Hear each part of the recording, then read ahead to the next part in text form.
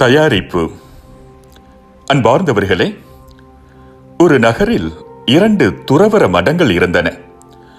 ஒன்று மிகவும் வசதி படைத்தது, பணக்கார துறவற மடம். மற்றொன்று மிகவும் ஏழ்மையானது. ஏழை துறவற மடத்தைச் சேர்ந்த துறவி ஒருவர் ஓராண்டு காலம் ஆன்மீக பயணம் செல்ல விரும்பினார். பயணத்துக்கு முன்னர் பணக்கார துறவற மடத்தில் உள்ள தனது நண்பரிடம் விடை பெற்று வரலாம் என்று கூறி அவரிடம் சென்றார்.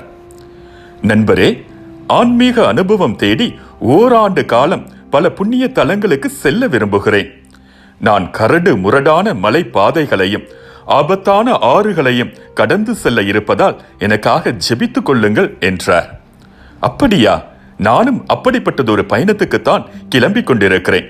சரி, பயணத்துக்கு உங்களுடன் என்ன எடுத்து செல்கிறீர்கள் என்று கேட்டார் அந்த பணக்கார துறவற மட துறவி. தண்ணீர் குடிக்க ஒரு குவளையும் உணவு அருந்த ஒரு தட்டும் என்னுடன் எடுத்து செல்லுகிறேன். இதை கேட்டதும் அந்த பணக்கார மடத்தை சேர்ந்த அந்த துறவி நண்பர் சிரித்தார். அது எப்படி போதும்? மற்ற தேவைகளுக்கு என்ன செய்வீர்கள்? நான் எனக்கு வேண்டிய அனைத்தையும் எடுத்துச் செல்வேன் என்று கூறினார். ஏறக்குறைய ஓராண்டுக்கு பிறகு ஏழை துறவற மடத்தைச் சேர்ந்த துறவி தமது ஆன்மீக பயணத்தை முடித்துக் கொண்டு திரும்பினார். பணக்கார துறவற மடத்தைச் சேர்ந்த தன்னுடைய துறவி நண்பரை பார்த்து தன் அனுபவங்களை எடுத்துச் சொன்னார். இறுதியாக, நீங்களும் என்னை போன்று பயணம் மேற்கொள்வதாக கூறினீர்களே, சென்று வந்து விட்டீர்களா? எங்கு சென்றீர்கள் என்று கேட்டார். இன்னும் இல்லை, பயணத்துக்கு தேவையான பொருட்களை இன்னும் சேகரித்துத்தான் கொண்டிருக்கிறேன் என்றார் அந்த பணக்கார துறவி நண்பர். அன்பார்ந்தவர்களே, விழிப்பாயிருங்கள். ஏனெனில் உங்கள் ஆண்டவர் எந்த நாளில் வருவார் என உங்களுக்கு தெரியாது.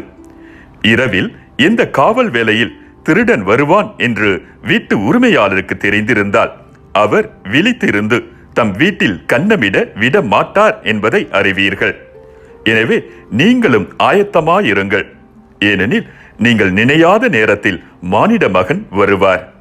மத்தேயு நற்செய்தி 24ஆம் அதிகாரம் 42 முதல் 44 வரை உள்ள இறை வசனங்கள்.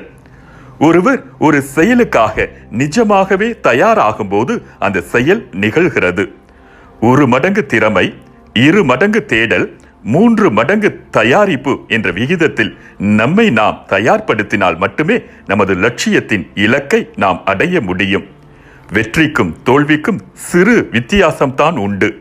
கடமையை செய்தால் வெற்றி, கடமைக்கு செய்தால் தோல்வி.